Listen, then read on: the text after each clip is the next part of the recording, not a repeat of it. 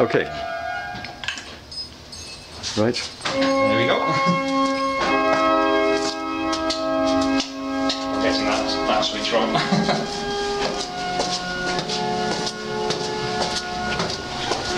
To emphasise the medieval here. Oh yes, yeah.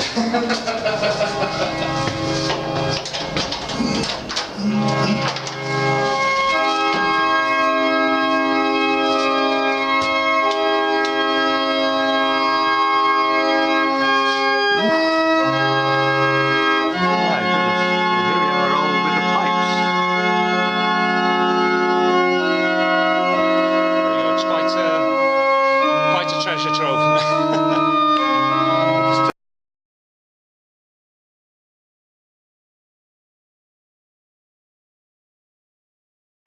This is an open pipe from the pedal principal stop. Yeah.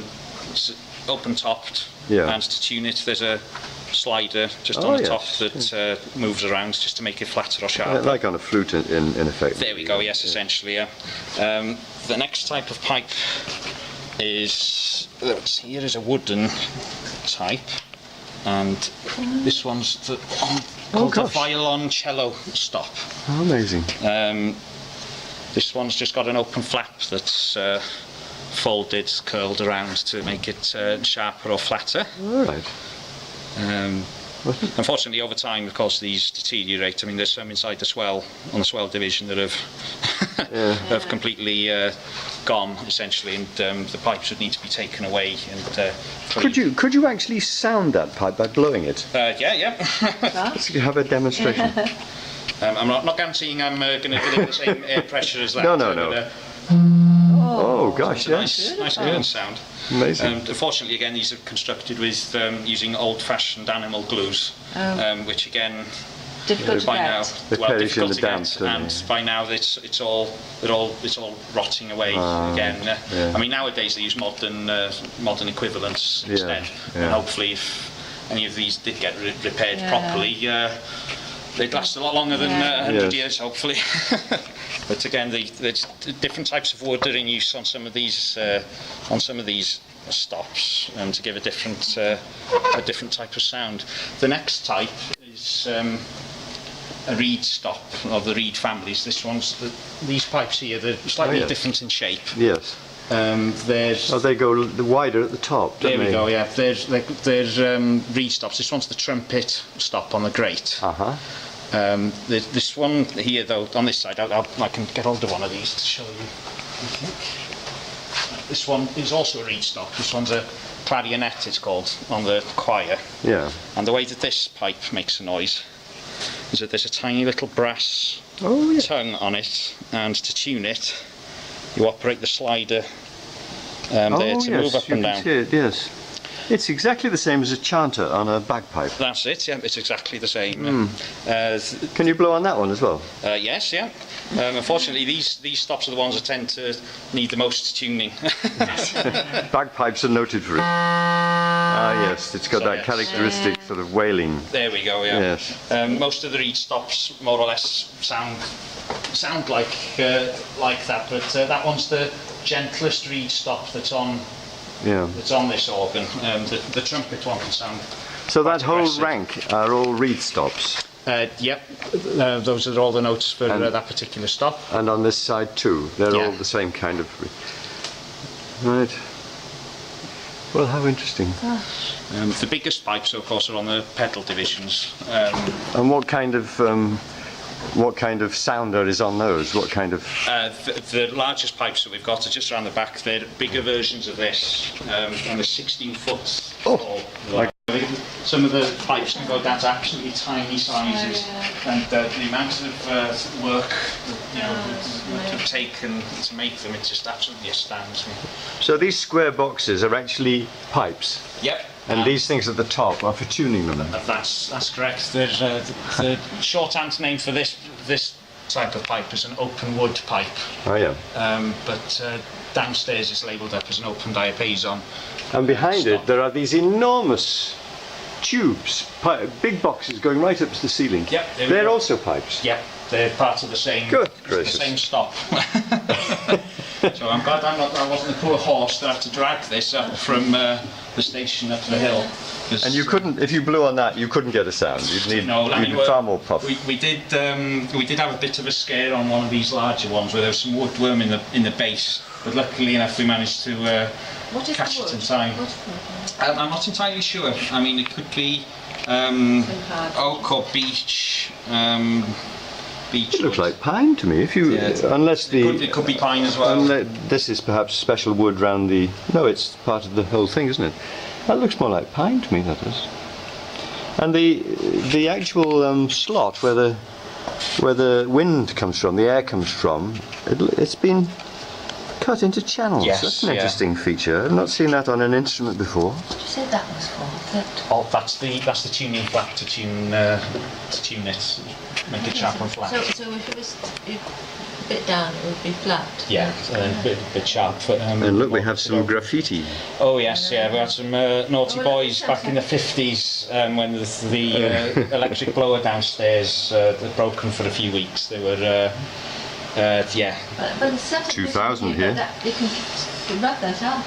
Yes, yeah, that's part of the historical finish. On it, it could be. These handles are. Yeah, the third one is round the corner, and if you go round the corner, you can see the big. Oh yes, here we are. The noise you can hear is the big bellows leaking. So those handles come through here. Oh, I'm sorry, I'm in your way. Yeah, sorry. Okay, I can see it. There you go. This is the third handle. The managing director of Nicholson's found it quite strange that we had 3 handles, but this entire board. Oh yes, yeah, it's a hidden gem of engineering that's up here. But the managing director of Nicholson's, when he saw this bellows here, which you can see it's full of air and floating, he was shocked by the size of it. And also the blocks that you can see on top are either cast iron blocks or masonry blocks they used on the other one to keep some pressure inside it. And they are incredibly heavy. They're not exactly light objects, so you know the amount of force that's needed to lift fill the it bellow with air up with is quite high. So 3 men would be working on these on a Sunday. Yep. To keep the bellows full, and would they be working really hard? Yes, yeah. It's not for the faint-hearted. I've had experience of this myself many years ago, being up here when the electric blower units broke. Oh yes. Some of the levers don't actually, they're not springed, so you'd have to push that and lift up as well. Oh, I see. So it's quite a workout. Yeah. But of course, with this organ, we've got that pneumatic motor downstairs, so the air is also used to power the key action as well, so it's not just for noise. This is what this one used to be used for, but it's just used as a reserve now. This used to be for the key action? Yeah. And the sound we can hear, you say, is leaking sound? That's the leaking sound where the leather has rotted on the main bellows. Oh yes, I see. And unfortunately it's one of those things that's only going to get worse. Yes, unless it's repaired. But it's it'd be quite an effort to get this out, because part of the casework there would have to be taken away, and There you go again. Yeah. Yeah, but you didn't put any of those out. I'm just trying to remember now which ones are not the high pressure ones. Yeah, so I'm not touching the trumpet stock, for instance.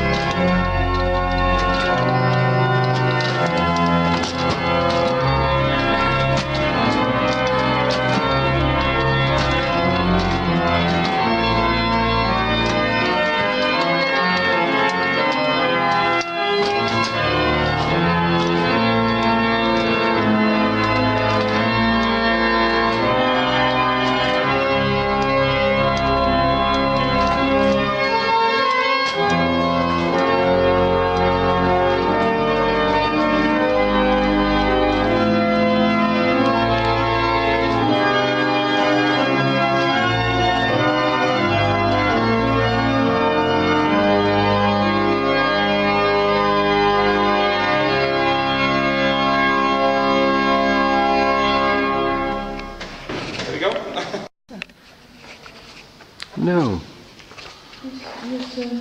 There's one of them.